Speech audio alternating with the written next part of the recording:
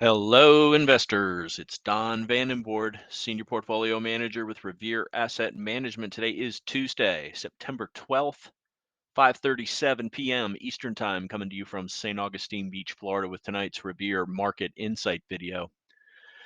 State of the market, uptrend, make that a week uptrend. After yesterday's positive performance, I was hoping to be able to take week off, but the market not agreeing at all with that take. Let's take a look at the trend gauge over here. We had green sub arrows under short-term 21-day and medium-term 50-day trend. Those have disappeared as the S&P 500, which closed above both of these levels yesterday, ping-ponged back below them today.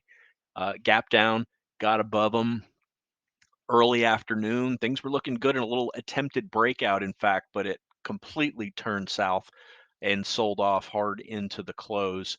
Leaders still bullish. None of them broke the 21 over 21 list, 21 moving average, but pretty much across the board underperformance in leaders today. Celsius one very clear example of a stock that bucked the trend along with Lilly. There were pockets of strength, but for the most part, leaders pulled back. Long term, all five of the major indexes are still above their 200-day moving average. Remember, the market does not get into serious trouble unless the S&P 500 breaks below the long-term 200-day moving average. That's where all bear markets occur. So what happened today? As I said, overnight weakness. Couldn't really blame it on interest rates, but we gapped down 0.35% on the S&P, 0.5% on the NASDAQ 100, went a little bit lower, and then started trickling higher into early afternoon. I don't know if there was if this coincided or triggered it, but Apple at 1 o'clock Eastern time had their iPhone 15 unveiling, and it sold off after that, and the indexes went along with it. All of the Big-7 down on the day, leaders underperforming, afternoon weakness, and the S&P back below the 21-day exponential moving average and the 50-day moving average. These are flat now. That's not a good sign. A flat moving average acts like a ping pong net or a tennis net, providing really no support or resistance. It's just a reference point, and it almost makes it useless, but we'll be referencing the bigger range that we've been trading in. I showed that on Friday during as I drew some lines on what the levels that we're focused on for this week, and I'll revisit that today later in the video. Here are the numbers. Our 8 ETF composite, the RG8, down 0.54%, S&P 500 down 0.57, NASDAQ 100 the worst, down 1.1, Dow green most of the day, closed barely red, mid caps and small caps positive most of the day, but pulled back to basically flat, barely positive. 60-40 global diversified stock and bond down 0.28%. Broadly, the bonds gained mildly today. In-house GROTECTION down 0.77%. Yesterday's gains evaporated into today's losses. We'll take a look at the charts in the portfolio, review the changes that we made, and get through the tail of the tape. Let's dive right into it. Here's the S&P 500. You can see how tight we are along the 8, the 21, and the 50-day moving average for the last 5 sessions. Let's bring this to the 60-minute chart, and I'll draw those lines that I was talking about. Basically, we're looking at this range here, 45.40, 45.50 on the upside. On the downside, the lows a little bit below the lows of last week, and we've traded within this range all week. You can see the gap up yesterday. That gap kind of filled today afternoon on the pullback. If you want to shorter term reference, this 4,500 level, which acted as support from late August into early September. We can't get back above that after breaking below it on the breakdown day, which was the 6th of September. So really just a trading range: 1, 2, 3, 4, 5, 6, 7, 8, 9, 10. Could argue it's 11 days, but that's the range that we're in. And as I said, the moving averages are just kind of flatlined right around here, and just playing ping pong around those areas, not providing resistance or support. NASDAQ 100 still basically closed right on the 21 and the 50-day moving average, and they're flattening out too. That's not a good sign if you're looking for them to provide any type of support. We did undercut and reclaim last week on the 7th, and follow-up strength, that was Thursday. Follow-up strength on Friday and Monday. Gave it back today. Basically, we are where we started the week, just up 0.06%. What's the S&P for the week? Up 0.10%. Let's go to the Dow. Dow, the 50-day moving average is sloping higher, acting as resistance. Dow got above it today, pulled back, and closed basically just barely below the 21-day moving average. So this looks like a almost bear flaggish pattern here. Would have been the 4th day up, but no moss. Let's go to mid caps and small caps, which have been lagging. Really need these to hold the 200-day moving average. Really tight range on mid caps over the last 4 days, right around this 471, 472 area. Note the relative weakness, and IWM again needs to hold the 200-day moving average. Can't get above the declining 8 right now. Again, relative weakness. So those are the major indexes.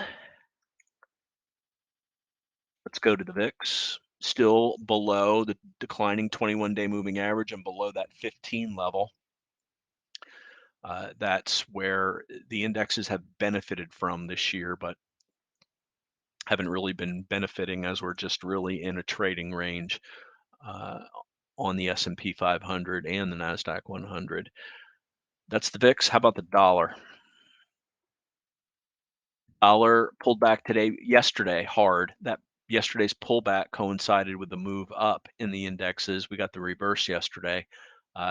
Dollar up, not by much, 0.17%, but dollar up, indexes down. That continues to be the inverse correlation. Dollar is overbought. Was overbought 2 weeks ago when it tried to break back below, but we bounced there. Basically, it's just a trend continuing higher, and until that breaks, it's a headwind for the market. How did this roll over to the precious metals? Gold down 0.5%, making lower lows, basically breaking that bear flag formed over the last 4 days. GDX gold stocks just barely positive, still trading in that tight 6-day range. Silver holding the lows of the range, barely down today. Bitcoin was weak yesterday, along with the whole Bitcoin complex. A little bit of a bounce today, but just like it did 2 weeks ago, the bounce ran into the declining 21-day moving average, keeping that downtrend intact. Let's flip over to bonds now. Broad bond index just barely positive. It's trading in a very tight range over the last 2 days. TLT up 0.58%. So the longer bond did pull back. Let's look at TYX here. You can see the yield pulling back there. So kind of forming tops 5 of the last 6 sessions.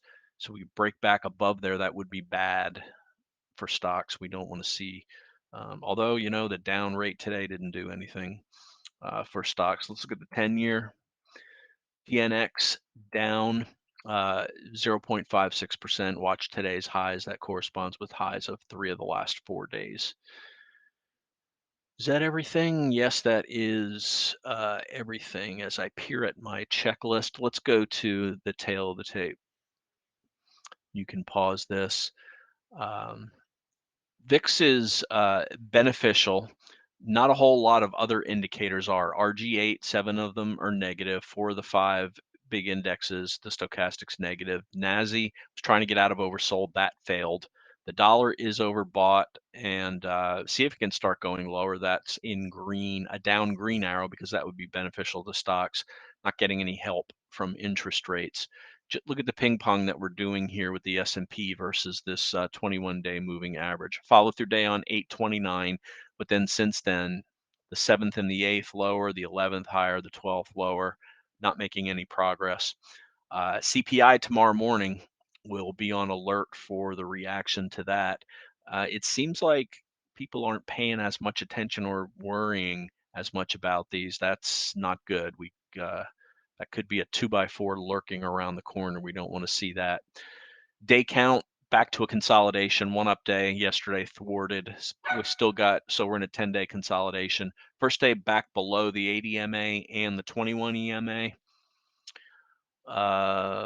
You can see where we traded here. How about sectors? Oil strong, financials and banks strong.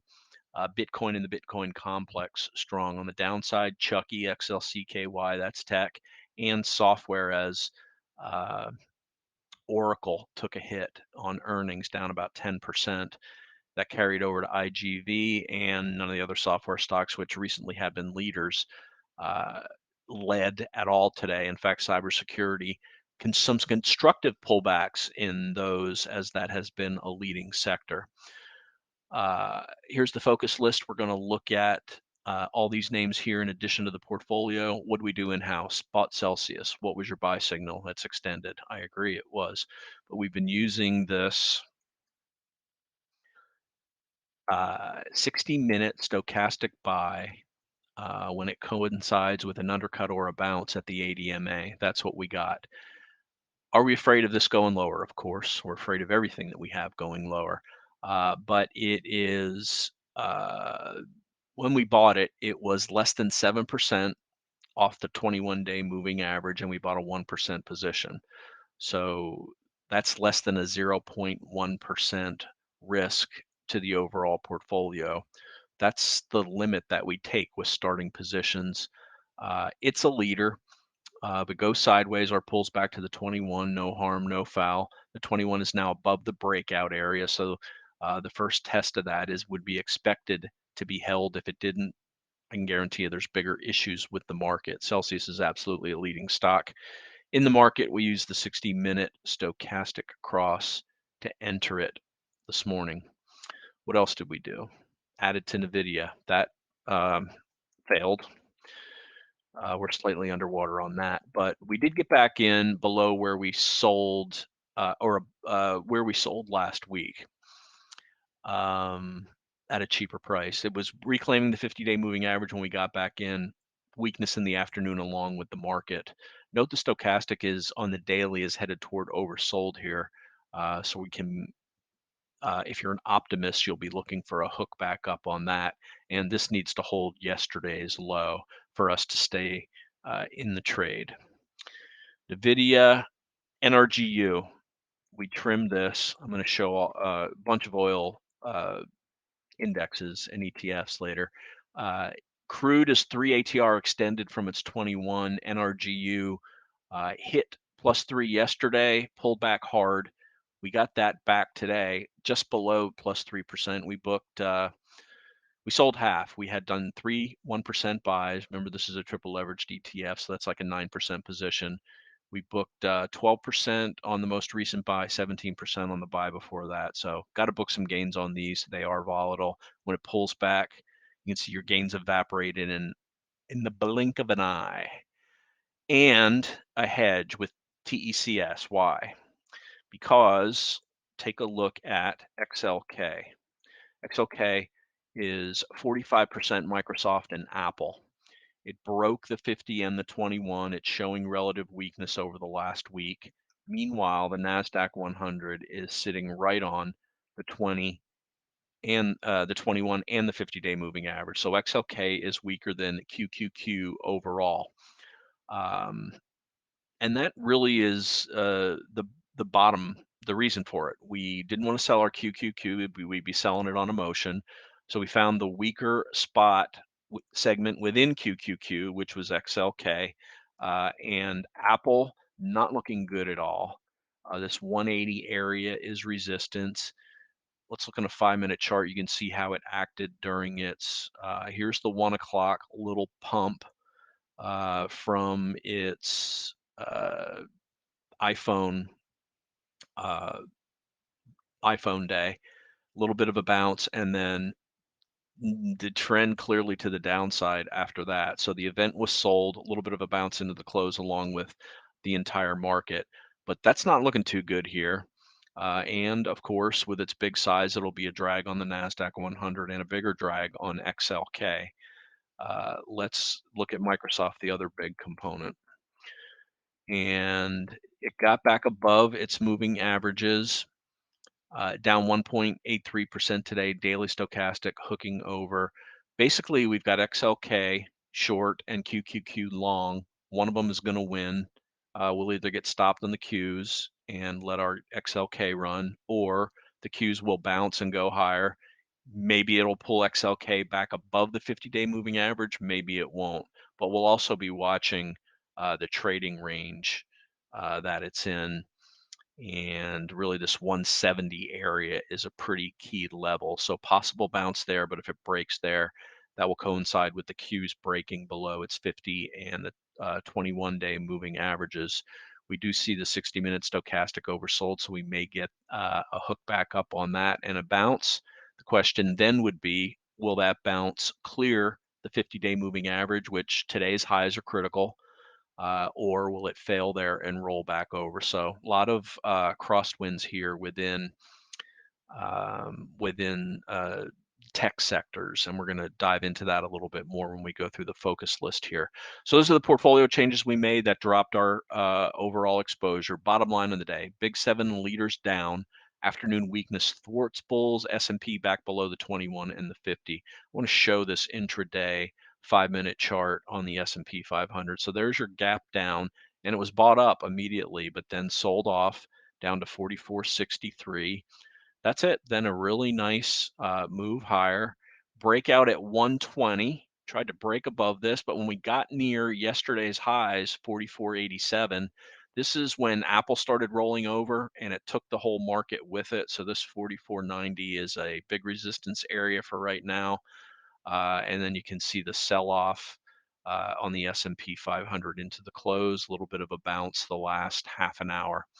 So certainly disappointment for the bulls after a gap down, got all the way back to flat on the day, and then rolled over. So bottom line on the day: Big-7 and leaders down.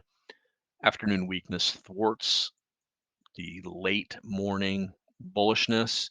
S&P playing ping pong at its 50-day moving average. Let's take a look at some charts here. And I want to look at a possible area that's been underperforming for a while. Maybe it will stop underperforming, and that would help the S&P 500. But first, let's look at something that got a big upgrade today. By far the leader in the solar space. Here's the solar space tan. This looks absolutely awful. Don't think it could look worse. But what Array does is it optimizes the angle of solar panels facing the sun. So uh, it makes them more efficient. It's very clearly working. You can see it's near this breakout level from a nice base going all the way back to the beginning of the year. Got a big upgrade today, up 7% on the day. It's not on our 21 over 21 list, but it's right outside of it. We're definitely paying attention to Array as it looks good. On the other hand, software stock that is not looking good.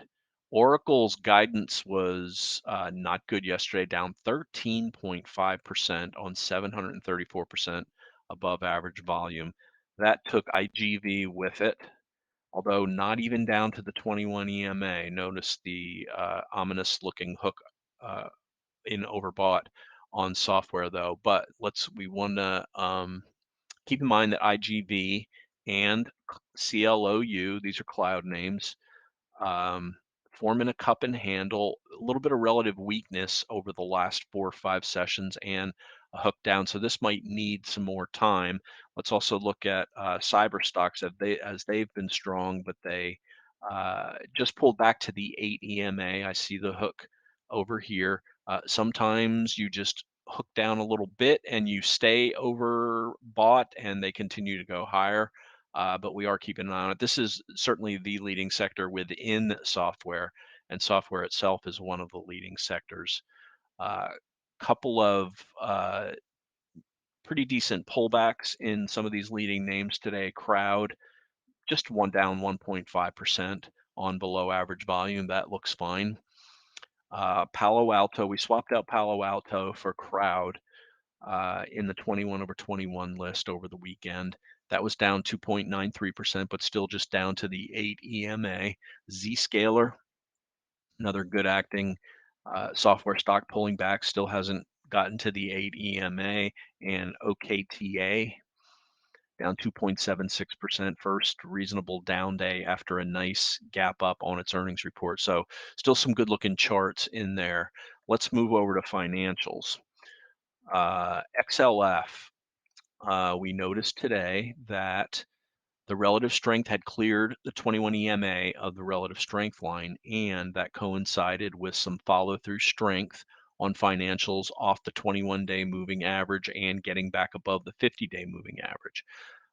Big cup and handle forming in financials. They've been weak for a while, but if they can gather some strength, this can benefit the S&P 500 and possibly provide, if some tech is going to pull back, this could provide a landing place for that. Now, what we're looking for is KRE. The relative strength line has not cleared the 21 yet. This is down near the bottom of its pattern, but this has been beaten down so much. You've got a little stochastic cross there right at the oversold edge. If some strength can come into banks, there's KRE, that's the regional banks, KBE, the larger banks. If we can get this relative strength cross above the 21 EMA, look at the run that they made last time we got back above there. That would certainly benefit financials, and there's a lot of decent XLF. The biggest is BRKB, which makes up a huge percentage of XLF, and that's very clearly a nice chart as people turn to Warren Buffett in times of distress. So those are the banks, and then another way to play it is big banks, BNKU. That got back above the 21-day moving average today, and also had the cross back up uh, above the relative strength 21E moving average line. So this would be a good up. Notice that's up 6% on the day. So financials trying to put in a bottom, showing a little bit of strength. We know they can rally if money starts flowing into there, and they've been beaten down for a while. Also, probably the best looking bank chart, and this is in the top 10, which are in BNKU, is not UBR, it's UBS. And that's just a really good looking chart. Wouldn't think that was a bank, but good reaction to their earnings report, gapped up, just pulling back to the 80 MA since then.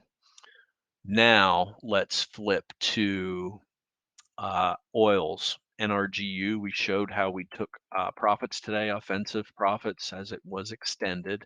Let's take a look at a couple of other oil ETFs. XLE bouncing off the 80 MA continues higher. I mean, these are good setups.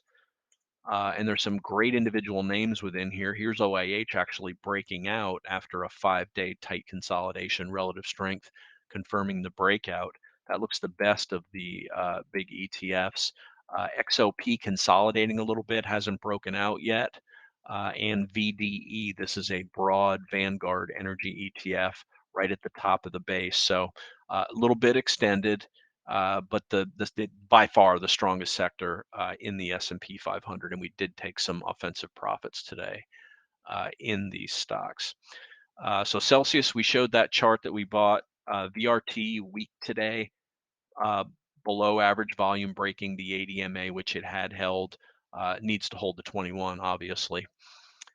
Fastly also pulled back down 2.7%, breaking the 8. Still above the 21. Tesla, strong early, lost a lot of strength. You can see it made a higher high and then a negative reversal, breaking back into the body of yesterday's candle. NVIDIA, we already showed that chart. Uber went from red to green, back to red, below average volume. Still one of the strongest charts. Note the little, it's not long enough to be a true cup and handle, so it's showing as a flat base, but it was a mini cup and handle breakout today. It could fall back into the base and still hold the ADMA. TBT, this goes up when interest rates go down. With weakness today, I would have expected this to be up, but it wasn't, so it didn't act as a hedge, but still holding the 8 EMA. And that's going to wrap it. So as always, like to hear from you. The email is don@revereasset.com. If you're interested in becoming a client, my partner, Dan Stewart, dan@revereasset.com. The phone is 855-REAL-WEALTH. That's 855-732-5932. Remember, it's not how much you make in the markets, it's how much that you can keep. We've been doing a little bit of both lately as we can't get a clear trend on the S&P 500 as it continues to ping pong around this 10-day consolidation area, 44.30 on the downside, 45.40-ish on the upside. 2 inside days inside that range. We very clearly don't want to break below the lows of last week. And we'll, as always, be prepared to take action if we do. So with that, I'm going to wrap up the video for Tuesday, September 12th. This is Don Vandenbord with Revere Asset Management, telling it like it is. Thanks for listening and have a great day.